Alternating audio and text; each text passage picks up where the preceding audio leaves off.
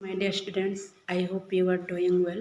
Today I am going to explain a poem which is the Lake Isle of Innisfree of class 9, chapter number 4. এই কবিতাটো ৰচনা কৰিছে William Butler ইয়াৰ্ডছে। Present কৰিছোঁ মই জবেদা বেগম চৌধুৰী, সহকাৰী শিক্ষয়িত্ৰী, Abdul Asif higher secondary school Hojai.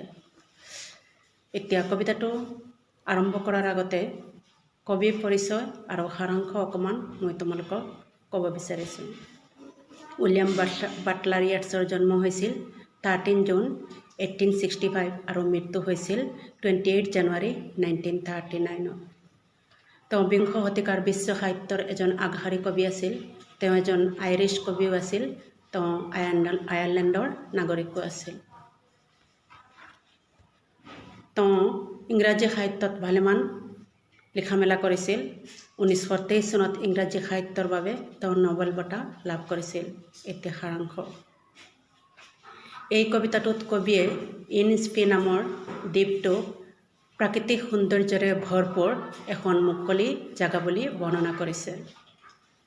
কবিয়ে চহৰত থাকে, গতিকে চহৰৰ ব্যস্ততাপূৰ্ণ জীৱনৰ পৰা যেন কবি পলায়ন কৰিব বিচাৰিছে, কাৰণ যান্ত্ৰিক জীৱনৰ প্ৰতি যেন কবিৰ আমনি লাগি গৈছে। কবিয়ে ইনিছফ্ৰী নামৰ দ্বীপটোলৈ গৈ শান্তিত বসবাস কৰাৰ ইচ্ছা প্ৰকাশ কৰিছে। তাতে গৈ যেন তেওঁ বোকা মাটি আৰু গছৰ ডাল পাতেৰে এখন সৰু ঘৰ সাজিব বিচাৰিছে। কবিয়ে যেন তাত মৌ মাখিৰ গুণগুণনিৰ শব্দ, আবেলি পৰত আকাশত উৰি থকা লিনেট চৰাইৰ ডেউকাৰ শব্দ, হ্ৰদৰ পানীয়ে পাৰত লাহেকৈ খুন্দা মৰাৰ শব্দ, সেইবিলাক যেন কবিয়ে তাত শুনিবলৈ পায়। কবিয়ে প্ৰাকৃতিক সৌন্দৰ্য উপভোগ কৰিব বিচাৰে, কাৰণ তেওঁৰ মতে প্ৰাকৃতিক দৃশ্যই কবিৰ মনত শান্তি আৰু একতাৰ ভাৱ আনে। কবিয়ে এই কবিতাটো এটা লিৰিক কবিতা বুলি কৈছে। লিৰিক মানে য'ত এটা সুৰ আৰু ৰাইমিং ৱৰ্ডছ থাকে। এতিয়া আমি কবিতাটোলৈ আগবাঢ়োঁ। কবিতাটো এটা চুটি কবিতা, গতিকে মই কবিতাটো তোমালোকক এতিয়া আবৃত্তি কৰি দিছোঁ।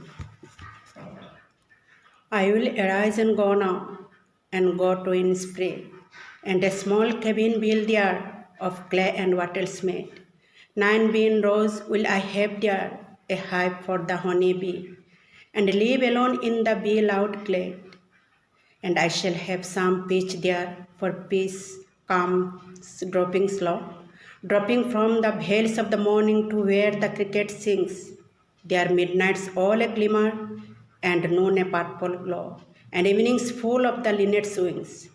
I will arise and go now, for always night and day I hear the lake water lapping with low sounds by the shore. While I stand on the roadway or on the pavement's gray, I hear it in the deep heart's core. কবিতাটো 3টা ষ্টেঞ্জাত ভাগ কৰা হৈছে, গতিকে মই প্ৰত্যেকটো stanza অনুসৰি তোমালোকৰ অসমীয়া অৰ্থখিনি ক'ম। এতিয়া আমি ফাৰ্ষ্ট ষ্টেঞ্জাটো লৈছোঁ। I will arise and go now, মই উঠিম আৰু এতিয়াই যাম। and go to Innisfree, কলৈ যাম? ইনিছফ্ৰীলৈ। অৰ্থাৎ কবিয়ে ব্যস্ততাপূৰ্ণ চহৰৰ পৰা যেন ইনিছফ্ৰীলৈ গৈ তাত শান্তিত থকাৰ ইচ্ছা প্ৰকাশ কৰিছে।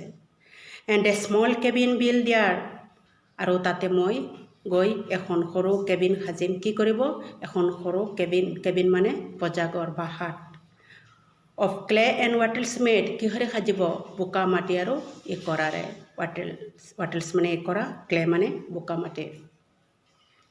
9 bean rows will I have there, মই তাত 9 শাৰী বিন গছ লগাম। অৰ্থাৎ কবিয়ে তাত বিন খেতি কৰিব।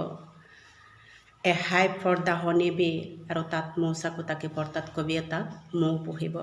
and live alone in the bee-loud glade, আৰু সেই মুকলি ঠাইখনত কবিয়ে অকলশৰে মৌ মাখিৰ গুণগুণনিৰ শব্দবিলাক শুনিবলৈ পাব। এতিয়া আমি ছেকেণ্ড ষ্টেঞ্জালৈ আহোঁ। and I shall have some peace there, for peace comes dropping slow, and I shall have, মই তাত পাম, some peace there, শান্তি, অকণমান শান্তি তাত পাম। peace মানে শান্তি, there মানে তাত। for peace comes dropping slow, আৰু শান্তি লাহেকৈ আহিব, টুপে টুপে আহিব। dropping from the vales of the morning to where the cricket sings, শান্তি সৰিব ৰাতিপুৱাৰ আৱৰণৰ পৰা। ভেইলছ মানে মহিলাসকলে মূৰত বা মুখমণ্ডল ঢাকি ল'বৰ বাবে যিখন পৰ্দা ব্যৱহাৰ কৰে। টু হুৱেৰ দ্য ক্ৰিকেট ছিংছ আৰু য'ত নেকি ঝিলি পোকবিলাকৰ গানবিলাক তেওঁ শুনি থাকিব। দেয়াৰ মিড নাইটছ অল এ গ্লিমাৰ, তাত মাজৰাতিৰ পোহৰ থাকিব, অৰ্থাৎ ৰাতি হোৱাৰ লগে লগে আকাশত তৰা বা জোন থাকে, তাৰ পোহৰ যেতিয়া পৰিব। এণ্ড নুন এ পাৰ্পল গ্ল' আৰু দুপৰীয়া সূৰ্যৰ কিৰণো তাত থাকিব। And evenings full of the linnet's wings, আৰু আবেলি পৰত গোটেই আকাশখন যেন লিনেট চৰাই, লিনেট মানে এবিধ সৰু চৰাই, সেই লিনেট চৰাইবোৰে ভোৰেৰে ভৰি থাকিব, অৰ্থাৎ লিনেট চৰাইৰ ডেউকাৰ শব্দবিলাক যেন কবিয়ে তাত শুনিবলৈ পাব। এতিয়া আমি থাৰ্ড ষ্টেঞ্জালৈ আহোঁ। আই উইল এৰাইজ এণ্ড গ' নাও, মই উঠিম আৰু এতিয়াই যাম। For always night and day, সদায় দিন ৰাতিৰ বাবে, অৰ্থাৎ সকলো সময়তে। আই হিয়েৰ, মই শুনিম, the lake water lapping with low' sounds by the shore, হ্ৰদৰ পানীয়ে মিহিকৈ, অৰ্থাৎ মৃদুভাৱে পাৰত খুন্দা মৰাৰ যি শব্দ, সেই শব্দ যেন মই শুনিবলৈ পাম। লেপিং মানে পানীত কোবোৱা, পানীয়ে কোবোৱা বা খুন্দা মৰাৰ শব্দ। While I stand on the roadway, তেওঁ ক'ত শুনিব? যেতিয়া তেওঁ ৰাস্তাৰ মাজত থিয় হৈ থাকিব। অৰ অন দ্য পেভমেণ্টছ গ্ৰে, অথবা ফুটপাথত। ৰাস্তা মানে ইয়াত চহৰত থকা ৰাস্তাৰ কথা বুজাইছে। চহৰত থকা ৰাস্তাত যদিও তেওঁ থিয় হৈ থাকিব, চহৰৰ সেই ব্যস্ততাৰ মাজতো যেন কবিয়ে সেই ইনস্পিৰক শব্দবিলাক, ইনস্পিৰিট যিবিলাক শব্দ, মধুৰ শব্দ, ধুনীয়া শব্দ, সেইবিলাক যেন তেওঁ শুনিবলৈ পাব।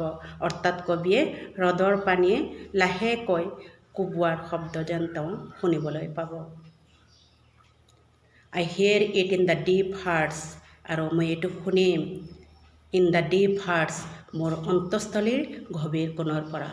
আশা কৰোঁ মৰমৰ ছাত্ৰ ছাত্ৰীসকল, তোমালোকে এই কবিতাটোৰ মূল কথাখিনি বুজিব পাৰিছা। আজিলৈ ইমানেই। থেংকছ।